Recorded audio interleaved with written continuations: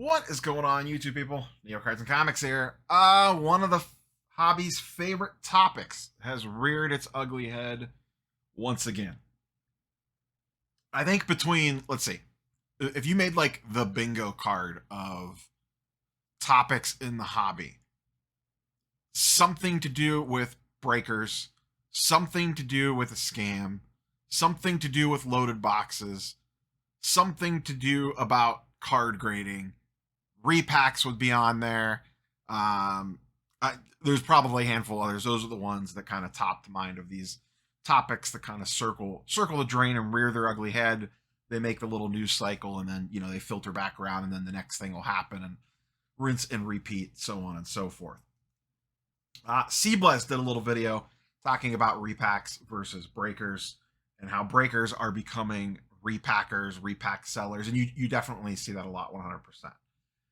And his overall take is that it's bad because the repackers pay 90% comps at the show instead of 80% comps or 85% comps like the common person walking around, and it inflates the market. I guess from that perspective, that doesn't make any sense to me, because they're paying 90% of eBay comps. So it's not like the card's not selling for that price somewhere. It's selling. Everyone uses online comps as the system to base their cards off of. So the card's selling online for that price. It's not like the breaker buying for the repacker buying for the repack is artificially inflating that number just because they're willing to pay a little bit more than the average person walking around. I mean, that part just doesn't check out to me. And that's not, I don't want to, this is not like necessarily a reaction video to Cblez or anything like that. I get his point, but we've talked about this 1,000 times on this channel. The amount of liquidity that repackers add to the secondary market is large. It's large. I mean, they go in the shows and they spend 40 to 50 to 60 K at small regional shows or mid-sized regional shows, and that injects a ton of money into the room. And listen, you can hate repacks. I strongly dislike them. I've never bought one before in my life. I don't ever really plan on buying one in my life. I think most of them probably are doing something a little on the, shall we say, not up and up, and falsely increasing values on stuff and pumping things up that aren't selling what they're supposed to be selling for. But, and we'll circle back to this in a minute, as I've always discussed on this channel, the entire hobby market / sports card collecting, investing, whatever you want to call it, is one big ecosystem. You think of it like a planet. If something goes sideways, something over here that is completely unrelated to something on the opposite side of the spectrum that you would think these two things have nothing to do with each other. I never buy repacks. I don't typically sell to repackers. I guess sometimes I probably don't really know. But I do not participate in the repack space at all. I have nothing to do with it for the most part. Like I said, maybe I accidentally sell to a repacker. I have no idea who I'm selling to sometimes. But I don't buy them. I don't open them. I don't have them send them to me to review on the channel or anything like that. So for all intents and purposes, I am isolated from repacks. But repackers buying or not buying, if let's say repacks went away tomorrow, would drastically affect me, even though I don't touch a repack product. Because as I've documented this many times on the channel, if you sucked if repacks were outlawed tomorrow, it would suck money and liquidity out of the system, and that would affect everybody. It would affect everybody. Dealers aren't selling that 50K of cards in a week. That means dealers don't have money in their pocket to buy new inventory from people walking around the show. That means the people walking around the show that need to sell some cards to buy some cards aren't able to do that. It affects the entire thing.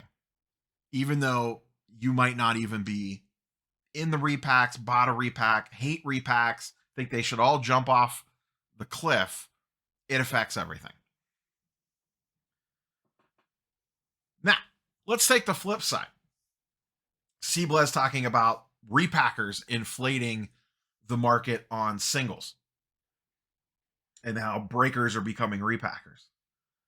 How about we look at breakers most likely, and I have no scientific evidence on this, but if there was way less breakers tomorrow, don't we think the price of most wax would come down? How much of the current state of wax, because, and this feeds into why repacks are popular.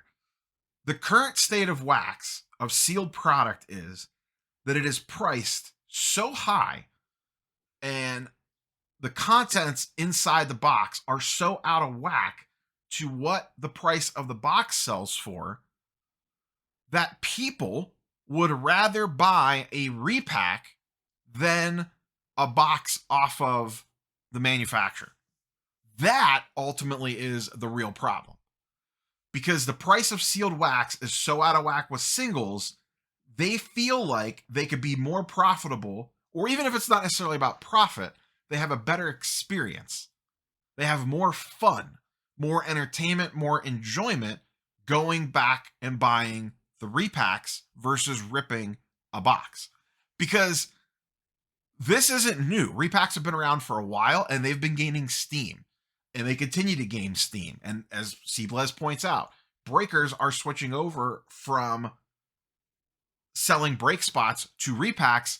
Why do you think they're doing that? Guess what people running a business like? They like money. They are going to filter to, if you owned a shop or if you owned a store that sold bananas and apples all of a sudden become way more popular than bananas, everyone's buying apples. Guess what you're going to do? You're going to cut back on bananas and stock more apples. Breakers are seeing, most likely, I've never been a breaker before in my life, but common sense would say, if breakers offer break spots and they offer repacks, and repacks are more profitable, most likely, I assume, I don't know what their margins are. Let's just assume they're the same. But everyone keeps buying the repack products while the break spots don't fill. What are you going to do as someone selling on Whatnot or Fanatics Live or at the local show or whatever it is? You're going to transition to more repacks because that's what people are buying. Why are people buying the repacks? Because it's a better, more exciting experience for whatever reason than ripping the box. You feel better after the repack opening, I'm assuming anyways, otherwise why would people continue to buy them? People must have a more enjoyable experience opening the repack product than they do opening a Topps Chrome Update hobby box. It's to me, logically, it's the only thing that makes sense.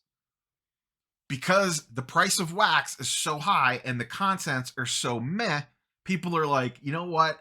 I am done opening these $200 and some boxes and getting $10 of value out of it. It's not, listen, we know ripping wax, odds are going to lose money most of the time. But there is a big difference between, let's say, opening a $300 Breakers Delight Topps Chrome Update box and getting $20 in value out of it, and opening a, let's say, 3 $100 repack packs, and maybe you get $200 worth of value out of it. As someone purchasing those two things, you're going to look at that and be like, what the hell am I doing? I spent $300 to buy this Fanatics box, and I got $20 worth of cards out of it. I spent $300 and bought 3 $100 repacks with the chance to pull the Ultra Mega $3,000 Chaser, and I pulled 3 $80 slabs. Oh, okay. Well, sure, I didn't make my money back, and maybe I lost $100 or $80 or $60 or whatever the case might be. And okay, whatever. But that's, I took the gamble. I know the risks. I lost $100 on my $300, air quote investment. Really, let's call it what it is, a scratch off ticket. All right, I'll sell these back to the repacker for 80% comps, get my money back off of that, rinse and repeat. Cool. I'll keep chasing the big gamble on that one. Or you rip the Fanatics, Panini, Leaf, Upper Deck, whatever the box is, and you get $20 worth of stuff, and you're looking around going, geez, what the hell just happened?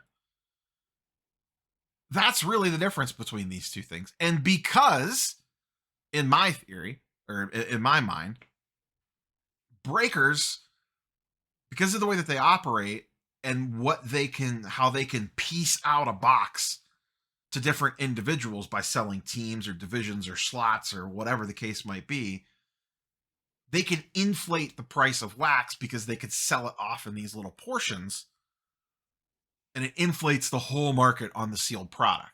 Sealed product is out of whack with reality. And that, I feel like, has bred this repack game. Because it's a better feeling, even if they're getting ripped off too. Even if the guy selling the repacks is making money hand over fist, the end consumer is having a more enjoyable experience getting bent over by the repacker than they are getting bent over by the manufacturer. And that is ultimately the problem and what feeds in to all of this. If sealed wax was an enjoyable experience to open, do you think people would be running to repacks as much? That's all I got for you, boys and girls. Catch you on the next one. Peace.